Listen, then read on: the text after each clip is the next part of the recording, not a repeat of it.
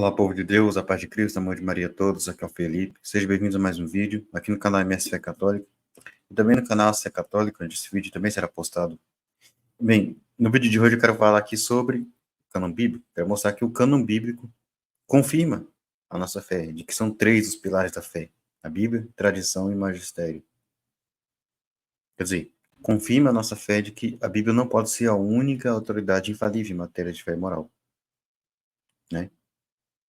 Nós católicos cremos que a Bíblia não é a única autoridade infalível em matéria de fé e moral. Cremos que a Bíblia e a tradição são os dois canais de transmissão da revelação, igualmente infalíveis, ambos de igual valor. E cremos que o magistério está a serviço de ambas, interpretando-as infalivelmente, a Bíblia e a tradição. Já os protestantes não. Todo mundo sabe que os protestantes acreditam no solo escritura. Ou seja, eles acreditam que somente a Bíblia é infalível em matéria de fé e moral. Como consequência, eles acreditam que a Bíblia deve ser a regra máxima em matéria de fé e moral, de doutrina. Então, para eles, a Bíblia tem que estar acima da tradição, do magistério, de qualquer regra, né, de doutrina, de fé. Como consequência também, os protestantes acreditam que só a Bíblia pode confirmar doutrinas como sendo divinamente reveladas, né? Só que esse princípio do sola escritura, ele tem diversos problemas. O cânon bíblico é um dos problemas desse princípio. Porque todos nós sabemos que o cânon bíblico não está definido nas escrituras. Exatamente por isso, a gente vai ver aqui, que não há como você defender o sola escritura e, ao mesmo tempo, acreditar na infalibilidade do cânon bíblico. Ou seja, não há como você, ao mesmo tempo, dizer que só a Bíblia é infalível em matéria de fé e moral e, ao mesmo tempo, defender, ao mesmo tempo, acreditar que o cânon que você segue, você tem 100% de certeza que o cânon que você segue é correto. Né? Por quê? Porque o cânon bíblico foi definido por uma autoridade extra-bíblica, não é definido pela Bíblia. Não tem nenhuma passagem na Bíblia que traz a lista dos livros canônicos. Nenhuma. Além disso, o cânon foi definido tardiamente, né? Só no final do século IV, início do século V, ali com os sínodos de Roma, em 382, Hipona em 397, Cartago... Não, Hipona em 393, Cartago III em 397. Foi aí que aconteceu a definição do cânon bíblico. Antes disso, não tinha uma Bíblia definida, consequentemente, não tinha como ter o sola escritura, né? Por isso que nos primeiros séculos, necessariamente a igreja tinha a tradição como regra, né? Isso é um fato que não tem como negar. Tanto que eu vou mostrar aqui um estudioso protestante do Novo Testamento que afirma isso, né? O nome dele é Bruce Metzger. Ele já morreu, ele foi um teólogo protestante presbiteriano, né? Um teólogo presbiteriano, e um especialista no Novo Testamento. Eu vou compartilhar aqui, né? Isso aqui que eu estou compartilhando é um PDF de um livro que eu tenho aqui, que chama Em Defesa de Cristo. É um livro escrito por um autor evangélico chamado Lee Strobel, que ele é um ex-ateu, ele era ateu. E, resumindo a história dele, quando a esposa dele se converteu ao cristianismo, se tornou cristã, ele, para tentar dissuadir ela de ser cristã, ele resolve investigar o cristianismo na esperança de desmentir o cristianismo, de provar que o cristianismo é uma farsa. Aí ele tenta provar principalmente que a ressurreição de Jesus nunca aconteceu. Só que ele não consegue. E ele acaba se convertendo, se tornando cristão. Né? A história dele é interessante. Apesar de ser evangélico, a história é interessante. Inclusive, esse livro deu origem a um filme, que tem o mesmo nome, Em Defesa de Cristo, filme de 2017. Inclusive, tem na internet, disponível, tem no YouTube. Posso até deixar o link na descrição, né, do filme, Em Defesa de Cristo, para quem quiser assistir. Vou deixar também o link do PDF desse livro aqui, para quem quiser ler. É interessante a história. Estou lendo o livro até o momento, achei interessante. Estou achando interessante a história. O Lee Strobel, para tentar desmentir o cristianismo, ele entrevista vários estudiosos cristãos para tentar tirar dúvidas sobre várias questões ligadas ao cristianismo, né? Historicidade do Novo Testamento, evidência histórica de Cristo, a questão da ressurreição de Jesus, enfim. E um desses estudiosos que ele entrevista é justamente o Bruce Metzger, como falei, era um teólogo presbiteriano. E ele era um especialista no Novo Testamento, e por isso o Lee Strobel vai interrogar ele, vai entrevistar ele justamente para tirar dúvidas sobre o Novo Testamento. E no meio da conversa entre os dois surge o assunto do cânon bíblico, que é o assunto que está nessa página que eu estou mostrando aqui do livro, né? Página 66 e 67 do PDF. né? Eu vou ler aqui o texto. Começa aqui com as palavras do Lee Strobel, né? Todavia, mesmo que seja verdade que a transmissão do Novo Testamento ao longo da história tenha sido sem precedentes em sua confiabilidade, como saber se temos de fato o material completo? Ele está se perguntando. Como é que a gente sabe se o cano que está seguindo é o correto, né? Se está completo, se não está faltando nada, enfim, né? E quanto às alegações de que os concílios da igreja teriam eliminado documentos igualmente legítimos porque não gozavam da imagem que eles pintavam de Jesus. Ou seja, os concílios da igreja definiram o cânone, né? Definiram o que ia entrar e o que não ia entrar na Bíblia. Como saber se os 27 livros do Novo Testamento representam o que há de melhor e mais confiável em termos de informação? Porque nossas Bíblias trazem os evangelhos de Mateus, Marcos, Lucas e João, enquanto muitos outros evangelhos antigos, o evangelho de Filipe, dos egípcios, da verdade, da natividade de Maria, foram excluídos. Era hora de voltarmos para a questão do cânon. A palavra de origem grega que significa regra, norma, padrão, e que descreve os livros aceitos como oficiais pela igreja, incluídos no Novo Testamento. Aceitos como oficiais pela igreja. Ou seja, o Lee Strobel, que ele é evangélico, protestante, ele reconhece. Foi a igreja que aceitou, que definiu o cânon bíblico. Metzger é considerada a principal autoridade nessa área. Ele continua. Aí ele vai conversar com o cara, né? É a pergunta dele. Como foi que os primeiros líderes da igreja determinaram quais seriam autorizados e quais deveriam ser excluídos? Quais livros seriam autorizados e quais deveriam ser excluídos? Os primeiros líderes da igreja, ou seja, ele reconhece que foi a autoridade da igreja, o magistério da igreja, que define o cânon. E ele não é católico, né, o Lee Strobel.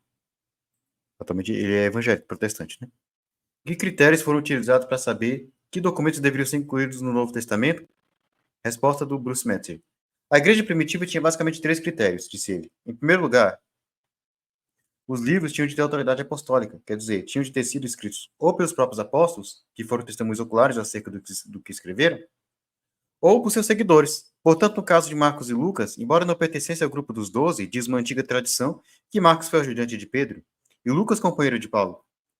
Em segundo lugar, e aqui é o critério mais interessante, né? Em segundo lugar, havia o critério de conformidade com o que era conhecido como regra de fé. Isto é, o documento estava em harmonia com a tradição cristã básica que a igreja reconhecia como normativa. E, em terceiro lugar, procurava se estabelecer se um documento, em especial, gozara de aceitação e uso contínuos por toda a igreja. Então, o segundo critério que ele coloca, que é a conformidade do documento, do livro, do texto, né, com a regra de fé da igreja na época. Qual que era a regra de fé? Segundo esse teólogo protestante, Bruce Metzger, a tradição. Então, o que Bruce Metzger está nos confirmando aqui? Que o cânon foi definido, tendo por parâmetro para isso a tradição da igreja, foi definido com base na tradição da igreja, pelo magistério com base na tradição da igreja. Ou seja, ele está confirmando que a Bíblia veio da tradição, veio do magistério, a Bíblia veio da igreja. Se o cânon foi definido com base na tradição, essa tradição tinha que ser uma regra de fé infalível. Caso contrário, não seria um parâmetro seguro para a definição do cânon. E o magistério da igreja, que preservou essa tradição, tinha que ser infalível também. Caso contrário, a gente não tem como assegurar que a tradição foi conservada de maneira intacta até a definição do cânon bíblico. Ou seja, o fato de o cânon ter sido definido pelo magistério da igreja com base na tradição implica que o magistério e a tradição têm que ser infalíveis. Logo, só a Bíblia não pode ser só a Bíblia infalível. Então, com base nisso, só a escritura cai por terra, né? Continuando. Pergunta do Luiz Strobel, né? Ele simplesmente aplicava esses critérios e pronto? Perguntei. Bem, a resposta do Bruce Metzger. Não seria muito correto dizer que esses critérios eram simplesmente aplicados de modo automático, respondeu Metzger. É claro que havia diferentes opiniões sobre quais critérios deviam pesar mais. O que chama mais atenção, porém, é que apesar de a periferia do cânon ter permanecido instável durante algum tempo, havia um alto grau de unanimidade no tocante à maior parte do Novo Testamento durante os 2 primeiros séculos.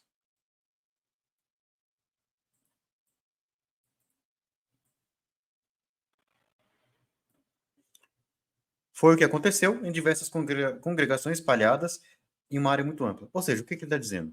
Que durante pelo menos os 2 primeiros séculos, a maior parte do Novo Testamento era aceita de forma unânime, mas tinha uma parte que não era aceita de forma unânime, que são os deuterocanônicos do Novo Testamento. Hebreus, Tiago, 2 Pedro, 2ª, 3ª João, Judas e Apocalipse. Né? Ou seja, uma parte do Novo Testamento que era contestada por alguns. Então ele está afirmando que durante pelo menos os 2 primeiros séculos, não havia unanimidade, não havia consenso sobre qual era o cano bíblico, não tinha um cano definido. Na verdade, a gente sabe que foi até o final do século IV que não tinha cano definido. O cano foi definido no fim do século IV. Né? Nos concílios regionais de Roma, 382, perdão, Hipona, 393, Cartago, 397, Cartago III. Bom, então aqui a gente percebe, segundo esse autor protestante, que a Bíblia, a gente conclui que a Bíblia veio da tradição e do magistério. E se a Bíblia veio da tradição e do magistério, e se nós cremos e temos certeza que o cano que a gente segue é correto, né? Esse cano que foi definido pela tradição, pelo magistério com base na tradição, nós somos obrigados a admitir que o magistério e a tradição que definiram esse cano são infalíveis como a Bíblia. Né? Essa foi a conclusão que chegou o Scott Hahn. Todo mundo conhece o Scott Hahn, né? Ele escreveu esse livro aqui, Scott Hahn, que é o ex-pastor presbiteriano, hoje católico, teólogo católico, um grande apologista da fé católica. E ele escreveu esse livro aqui, Todos os Caminhos Levam a Roma, junto com a esposa dele, Kimberly Hahn, contando o testemunho de conversão deles, né? Como que eles passaram do protestantismo ao catolicismo. E durante o processo de conversão, o Scott Hahn, ele conversou com alguns estudiosos, com algumas pessoas para tentar tirar dúvidas. E um desses estudiosos que ele conversou foi um cara chamado John Gessner, um teólogo calvinista, que o próprio Scott Hahn vai definir, que é na página 96 do livro. Deixa eu achar aqui. 96. O próprio Scott Hahn define ele como, né, Dr. John Gessner, um teólogo calvinista formado em Harvard e de fortes convicções anticatólicas, segundo o Scott Hahn. Então, um cara que era anticatólico. Né? E o Scott Hahn foi conversar com ele, né, para tirar dúvidas sobre a questão do cânon bíblico, sobre a questão do solo escritura. Ele estava tendo dúvidas a respeito disso, né? E quando ele ainda era protestante, o Scott Hahn ainda era protestante, ele estava já tendo algumas dúvidas sobre a questão do solo escritura, sobre, né, sobre os fundamentos dessa doutrina e tal, né? Ele foi conversar com o cara para tirar algumas dúvidas. E dessa conversa, o Scott Hahn, ainda protestante, chegou à conclusão de que é a Bíblia e a igreja, não tem como ser só a Bíblia. Né? Ele chegou à conclusão de que sem igreja não há Bíblia. Eu vou mostrar aqui, eu vou ler aqui, né? Página 101 até 103. Começa aqui no final da 101. É o Scott Hahn falando pro cara lá, né? Pro John Gessner. Todos os historiadores da igreja estão de acordo em que recebemos o Novo Testamento do Concílio de Hipona, no ano 393, do Concílio de Cartago, no ano 397. Teve também o Concílio de Roma em 382, mas enfim, só um detalhe, né? E ambos enviaram suas decisões a Roma para serem aprovadas pelo Papa. Né? Ou seja, é um fato histórico, está na história registrada, que o cano foi definido no fim do século IV, nesses concílios regionais. Agora, olha a pergunta que ele faz para o teólogo, né? Que o Scott Hahn fez para o teólogo. O senhor não acha que do ano 30 ao 393 é demasiado tempo para estarmos sem Novo Testamento? Ou seja, está perguntando o seguinte. Do ano 30 ao 393, não seria tempo demais para ficar sem o Novo Testamento? Né? Para ficar sem o Novo Testamento, para poder dizer que os primeiros cristãos criam no solo de escritura? Não é tempo demais sem Novo Testamento, sem solo de escritura? Né? Continuando. Além disso, havia muitos outros livros que as pessoas de então pensavam que poderiam ser inspirados, como a Epístola de Barnabé, o Pastor de Hermas, os Atos de Paulo, e havia também múltiplos livros do Novo Testamento, como a Segunda Carta de Pedro, a Carta de Judas e o Apocalipse, os deuterocanônicos do Novo Testamento, né, que alguns consideravam que deviam ser excluídos.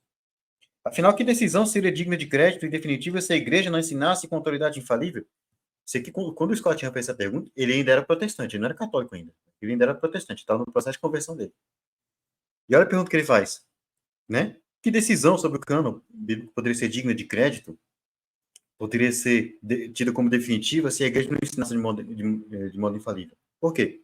Se o cânon foi definido pela igreja, se a igreja que definiu o cânon não fosse infalível, a gente não teria como ter certeza que o cânon é correto.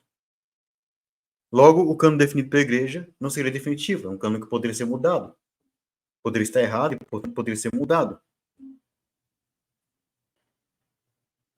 Mas ninguém aceitaria, nenhum cristão, nenhum protestante admitir a ideia de mudar o cano, né? Acrescentar ou tirar livros. Então, a pergunta que ele faz, como que a gente pode falar, ter essa lista, esse cano definido pela igreja como definitivo, e ter esse cano como digno de fé, se a igreja não é infalível? Né? O Dr. Gerstner replicou então o Calvo. Os papas, os bispos e os concílios podem enganar se de fato se enganaram. Scott, como é que você pode pensar que Deus tornou Pedro infalível? Né? É a pergunta do protestante, né, do teólogo. Resposta do Scott Hahn. Refleti durante um momento. Bom, Dr. Gerstner, tanto protestantes como católicos estão de acordo em que Deus deve ter tornado infalível Pedro, pelo menos em duas ocasiões, quando escreveu a primeira e a segunda epístola de Pedro, por exemplo. Ora, se Deus não pode tornar infalível para ensinar com autoridade por escrito, por que é que não podia preservá-lo do erro ao ensinar com autoridade em pessoa? Ou seja, se Deus foi capaz de tornar Pedro infalível na escrita da primeira e da segunda carta de Pedro, será que o mesmo Deus não poderia fazer esse mesmo Pedro ser infalível ao ensinar oralmente? Fazer ele e também seus sucessores serem infalíveis ao ensinar? Do mesmo modo, continua Scott Hahn, se Deus pode fazer isso com Pedro e com os outros apóstolos que escreveram a Escritura, por que não podia fazer o mesmo com seus sucessores, especialmente ao prever a anarquia a que se chegaria se não fizesse? Ou seja, o mesmo Deus que tornou os agiógrafos, né, os escritores bíblicos, infalíveis a escrever os textos bíblicos, esse mesmo Deus não teria poder para fazer com que os sucessores dos apóstolos, o magistério da igreja, fosse infalível no seu ensino? Né? Tanto poderia como convinha que ele fizesse, né? Porque Deus certamente previa a anarquia que se chegaria a fazer isso, ou seja, ele previa que viria bagunça o cristianismo. Como virou no protestantismo, cada denominação com uma doutrina diferente, né? E tudo tirado da mesma Bíblia. Ou seja, então está se perguntando, será que não convinha que Deus fosse tornar a magistério infalível justamente para evitar o que aconteceu no protestantismo, né? Cada um pregando uma coisa diferente, sem uma liderança única, cada um com um líder diferente, cada seito, cada denominação com um líder diferente, né? Continua Scott Hahn. Por outro lado, como podemos estar seguros que os 27 livros do Novo Testamento são em si mesmos a infalível palavra de Deus, se foram papas falíveis e concílios falíveis que nos deram essa lista? Olha a pergunta dele. Como é que a gente pode ter certeza, estar seguros, de que os 27 livros do Novo Testamento realmente contêm a palavra de Deus escrita? Eles são a infalível palavra de Deus escrita, se esse cano foi definido por papas infalíveis, por papas falíveis? Se esse cano foi definido por uma igreja falível? A resposta do teólogo, né? Nunca esquecerei essa resposta. Olha a resposta que o teólogo deu para o Scott Hahn. Scott, isso significa simplesmente que o que podemos ter é uma coleção falível de documentos infalíveis. É a resposta de um teólogo.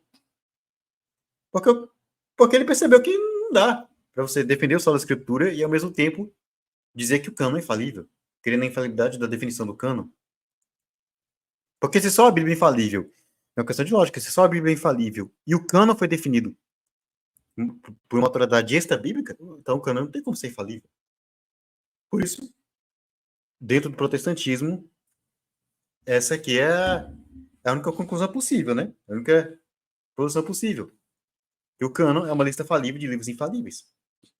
Ou seja, para ser protestante, você tem que cair numa contradição, porque ao mesmo tempo você tem que defender que só a Bíblia é infalível, e ao mesmo tempo você vai ter que dizer que o cano é falível. E dizer que o cano é falível, implica dizer que pode haver livros errados, livros na Bíblia que não deveriam estar lá.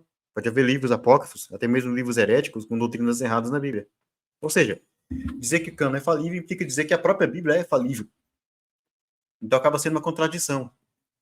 Né? Porque você tem que defender que só a Bíblia é infalível e ao mesmo tempo você tem que admitir que a Bíblia é falível. Ela pode estar errada. Ou seja, para defender só a Escritura tem que cair numa contradição. Essa é a conclusão que o teólogo protestante John Gerstner chegou. Né? Aí o Scott Hahn perguntando, isso é realmente o melhor que o cristianismo protestante histórico consegue proporcionar? Sim, Scott, resposta do teólogo, né? Tudo o que podemos fazer são juízos prováveis baseados na evidência histórica. Não temos nenhuma autoridade infalível além da Escritura.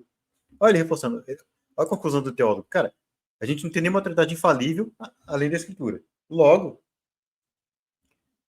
como o cânon não é definido pela Escritura, então tudo que a gente pode afirmar sobre o cânon são juízos prováveis, é apenas probabilidade, não é certeza. O teólogo protestante, confirmando para o Scott Hahn, que não há como ter certeza nenhuma certeza sobre o cânon, se ele é correto ou não, porque só a Bíblia é infalível. Ou seja, ele cai em contradição, ele está assumindo que tem que cair numa contradição para defender o solo da Escritura. Você tem que dizer que só a Bíblia é infalível e, ao mesmo tempo, você tem que admitir que não tem como ter certeza se o que você tem na sua Bíblia realmente é inspirado por Deus, se aquilo realmente é a Bíblia. Você não tem como ter certeza se a sua Bíblia está correta. Né? Pergunta do Scott. Mas, Dr. Guest, é o que o Scott Hahn pergunta. Como eu posso saber que realmente a palavra de Deus é infalível que eu estou lendo quando abro Mateus ou Romanos ou Gálatas? Como é que eu posso ter? Ou seja, pergunta racional, né? Como é que eu posso ter certeza? Uma pergunta legítima. Como é que eu posso ter certeza que é realmente a palavra de Deus que eu estou lendo quando eu leio Mateus, o Evangelho de Mateus, eu leio a Carta de São Paulo aos Romanos, a Carta de São Paulo aos Gálatas? Resposta do teólogo. Como eu te disse, o que temos é uma coleção falível de documentos infalíveis. Ou seja, aquela contradição. Para ser protestante, você tem que defender que é uma coleção falível de livros infalíveis. Você tem que defender que o cânon é falível. Logo, a sua Bíblia pode estar errada. Pode ter livros heréticos aí dentro. Você vai ter que cair numa contradição. Só a Bíblia é infalível, mas ao mesmo tempo a Bíblia que eu sigo pode estar errada.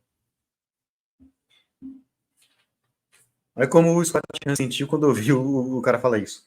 Senti-me de novo muito insatisfeito com suas respostas. Mas soubesse que apresentava com toda honestidade as teses protestantes. Fiquei ali sentado, meditando no que ele dissera sobre a última fonte da autoridade. E sobre a inconsistência lógica da posição protestante. Então, aqui o Scott Hahn, depois da resposta do cara, ele ficou muito insatisfeito com essa resposta, né? Embora eu soubesse que o teólogo estava sendo honesto, ele apresentou de forma honesta as teses protestantes, mas o Scott ficou muito insatisfeito e com isso, né? Ele ficou pensando como a sua escritura realmente era algo inconsistente, algo que não se sustentava, né? Ele estava ali caindo a ficha para ele, que a sua escritura é uma coisa que não se sustenta. A minha única resposta foi, conclusão do Scott Hahn depois dessa conversa. Olha a conclusão dele. E lembrando, o Scott Hahn aqui, ele ainda era protestante. Tá? Bom, se as coisas são assim, Dr. Gershman, acho que devemos ter a Bíblia e a igreja, ou as duas ou nenhuma. É a conclusão mais racional. Bíblia e igreja. Não tem como ter Bíblia sem igreja. Sem igreja não há Bíblia. Né? Ou seja, para você crer na Bíblia, ter certeza que a sua Bíblia está certa, se o seu caminho está correto, você tem que crer na igreja. Você tem que crer que a igreja que definiu o cano é infalível. Que a tradição, e foi o parâmetro para a definição do cano, essa tradição é infalível. Então, conclusão. Realmente o cano bíblico é uma pedra do sapato do solo escritura, porque sem igreja não há Bíblia. Se você negar a infalibilidade da igreja e da tradição e for defender o solo escritura, você vai ter que dizer que você tem, que na sua Bíblia você tem uma lista falível de livros infalíveis. Você vai ter que dizer que seu cano é falível. Portanto, a sua Bíblia pode estar errada. Ela pode conter livros heréticos. Ou seja, vai ter que cair nessa contradição. Ou seja, a única maneira de você ser coerente, não cair em contradição, é admitindo a posição católica. É aceitando os 3 pilares da fé católica: Bíblia, tradição e magistério. Bom, é isso que eu queria falar aqui hoje, né? Espero que você tenha gostado. Se você gostou, deixe seu like, compartilhe, se inscreve no canal se ainda não for inscrito, ative os sinos das notificações se não tiver ativado, né? Se inscreve também no canal da C Católica se ainda não for inscrito, ative o sino das notificações lá se não tiver ativado, deixe seu like lá nos vídeos lá também, que vai estar lá. Inclusive, eu vou deixar aqui na descrição desse vídeo o link desse vídeo no canal C Católica. E também no canal C Católica, nesse vídeo lá no canal C Católica, vai estar o link para esse vídeo nesse canal, no canal MS Fé Católica. Então, divulga o canal C Católica, né? Segue a página da C Católica no Facebook, a C Católica, o link vai estar na descrição. O link do canal da C Católica vai estar na descrição também. Torne-se membro aqui do canal MS Fé Católica, se ainda não é membro, né? Se você puder e quiser, óbvio, né? Só clicar no botão Seja Membro aqui abaixo do vídeo, ou então no link na descrição. Aí você tem 3 opções, R$ 2,99, R$ 7,99, R$ 14,99. Você escolhe uma e seja feliz. Escolhe a que você achar melhor. Interessa seus benefícios. Né? Me segue no Instagram, se ainda não me segue, @MSFcatólico. Link vai estar aqui na descrição. Segue também o Simplício, do canal Bate-Papo Católico no Instagram, @Simplício Gonçalves Gomes. Link vai estar aqui na descrição. Se inscreva nos demais canais católicos. Canal Bate-Papo Católico, do Simplício do Pedro Henrique. Canal Verso Católico do Carlos André Perim. Canal Informação Católica do Matheus Toledo. Canal Hora do Macabeus, do Cris Macabeus. Canal do Robson 2.0, do Robson. O novo canal do Cris do Robson, Escatologia Peterista, que é um excelente canal para quem quiser entender o Apocalipse a partir de uma visão racional, junto com os canais Hora do Macabeus e Robson 2.0. Canal do Missionário Daniel Silveira. Pregadores do Duarte. Comentários Bíblicos Católicos. Estudo da Doutrina Católica. Canal do Cláudio Campos, que leva o nome dele. Canal do Diácono João Victor Mariano, canal Catolicismo Blindado, que é o canal do professor Dado Faria, e vários outros canais que eu gosto, que eu indico, que eu recomendo. Vai na aba de canais recomendados do meu canal, tem nas minhas indicações, né? Bom, então é isso. Paz bem a todos, salve Maria Santíssima, viva Cristo Rei. Fico por aqui, até a próxima e tchau!